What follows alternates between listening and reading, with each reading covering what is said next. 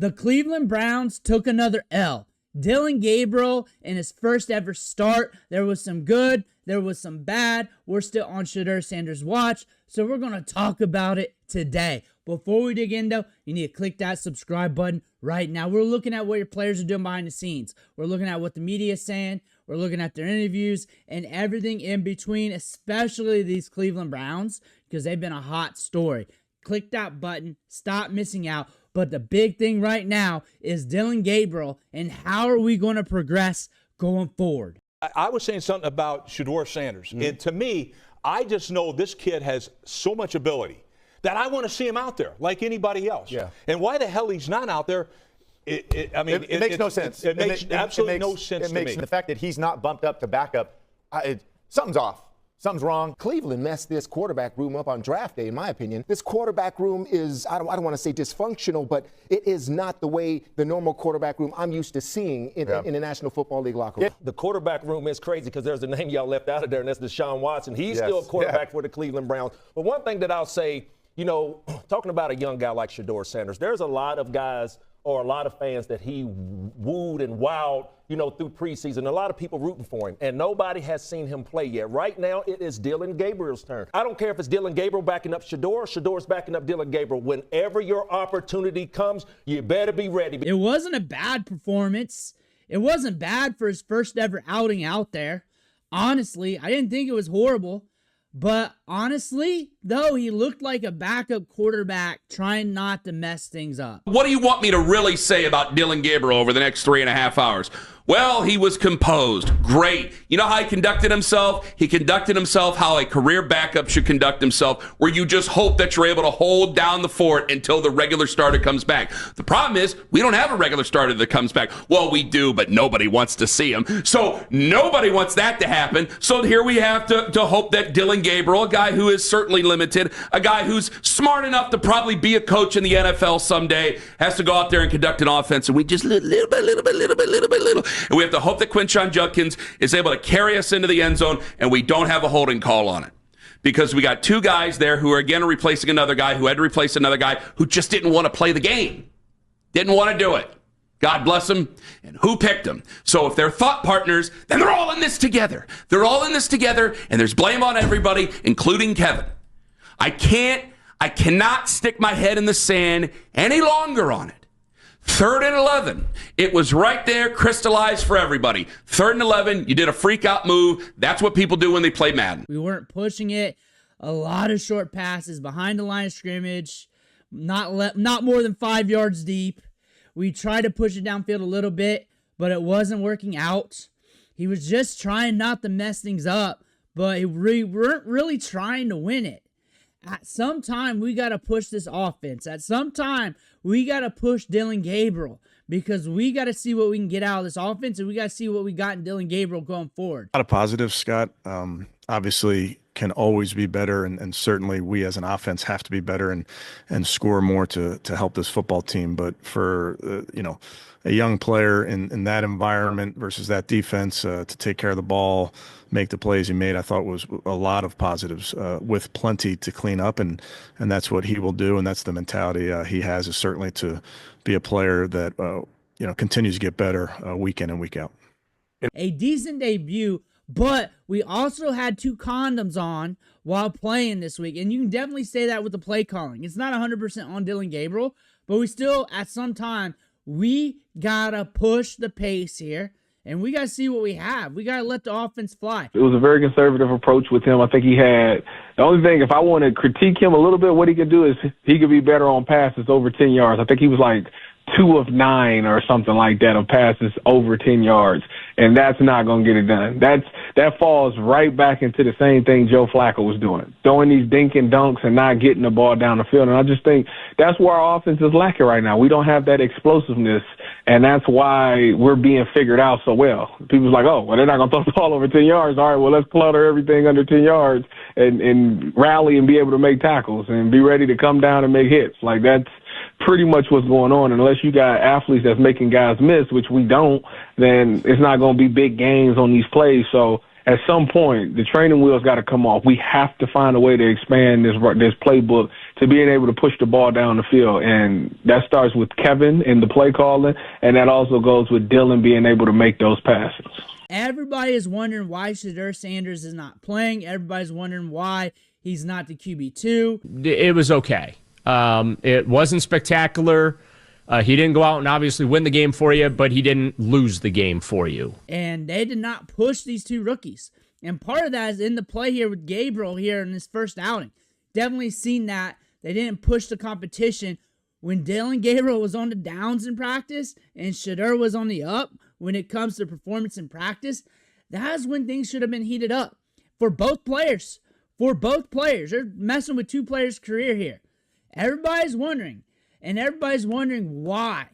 I don't think it's the time right now for Shedeur Sanders. We're still early in the season. We still got some time. Allow Dillon Gabriel to play this out. I am a huge fan of Shedeur Sanders. But right now, it is not time for Shedeur Sanders. Right now, it's time for Dillon Gabriel.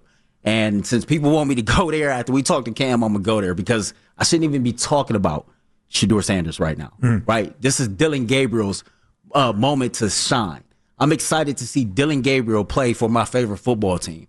There has been plenty of players that have been drafted from 99 to now that I either wanted or didn't want. But as soon as they put that jersey on, you are my guy.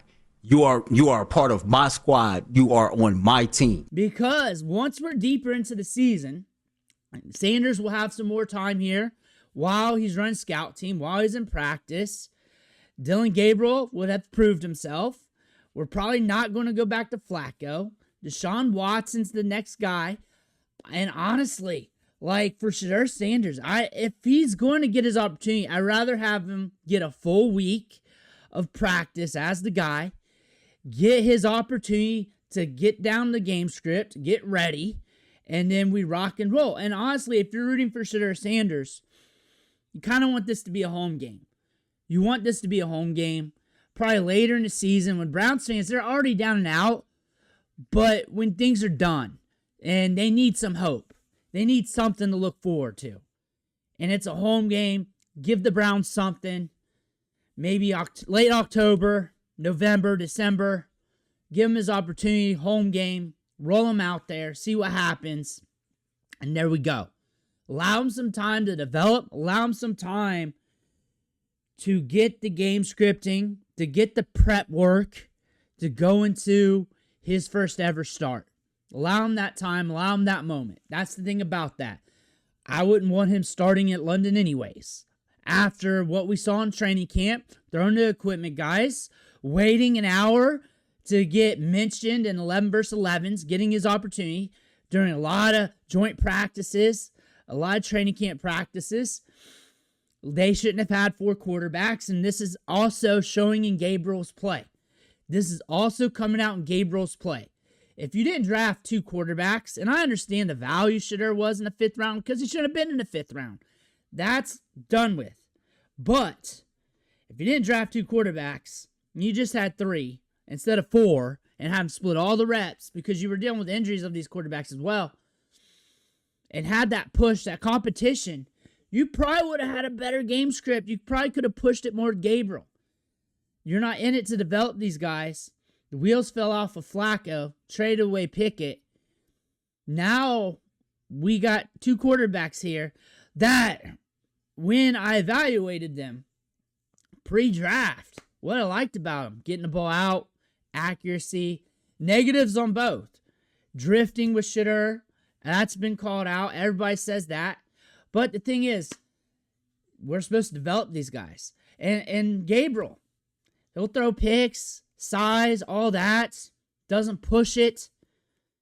That's the thing.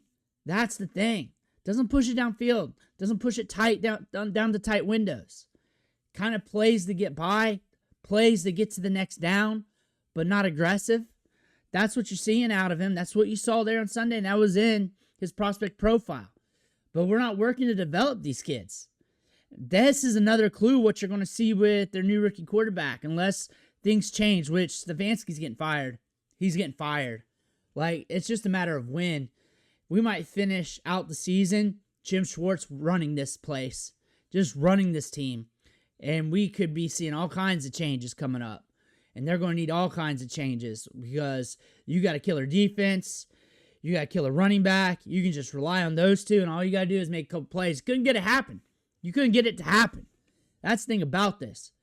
All in all, Gabriel, for what he is, had a good start. Wasn't too bad of a performance. Probably could have been better if they turned the heat up in training camp. Would have been more developed, more ready for the scenario and situation because he would have been pushed. And you had a great push with Shedeur there to push him. See who could have been the guy. One was coming down. That was Gabriel. One was heating up. 70 to 80% completion rate. 3s and 2s. 20 to 30% completion rate over like a 3 to 5 practice span. With 1s and 2s. Man, if you could have mixed that up a little bit better and turned that heat on. Turn that heat on. We called that out during that. Also, I don't think you guys know this, but after practice, the young guys practice on their own.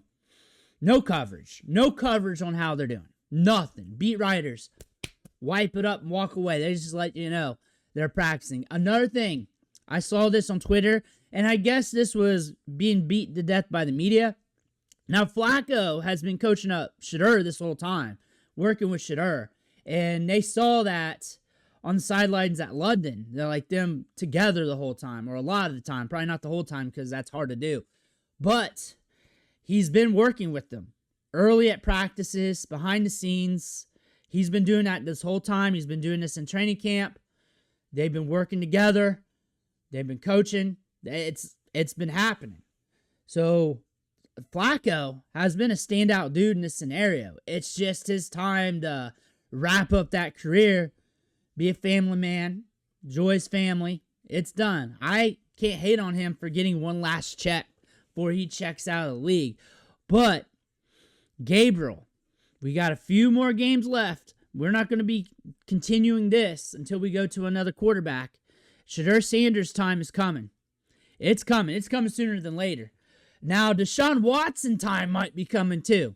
That's the thing about this. But if you took so many L's, you might as well see what you got in the kid. Because if you're going to spend those 2 first, draft a quarterback, Gabriel's going to hang out. And now you got Watson.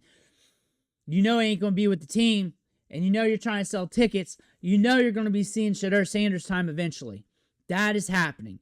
My guess would be somewhere in November. Somewhere in November. Like, give this some time to play out. Dillon Gabriel wasn't bad in his first outing. Was he optimal? No. No. Now, is it 100% his fault? No. I think they should have pushed him a little bit more. Practice ain't in this game. Got a little bit more aggressive. But for his first ever game, it was solid. It was solid. He didn't mess it up. He didn't mess it up. That's one thing. He didn't mess. It could have been atrocious. It could have been bad. For a third-round rookie, it could have been bad. He was pretty good for a third-round rookie. Now, was he special? Did he push it? Did he make us feel like he was going to get the Browns back to the promise? No. He's not looking like he's going to take the Browns back to the promised land unless we have some sort of development. That's the thing about this. You can ride this out with Quinshon Judkins and the defense in the right matchups. You're still going to have to make some plays. Have to get that ball downfield. Have to make those plays downfield. The wide receivers. Isaiah Bond's starting to step up, run more routes. We're seeing a little bit out of Jerry Jeudy, but it's not what we're expecting. Wasn't like last year. Cedric Tillman's out. Doing well with the tight ends.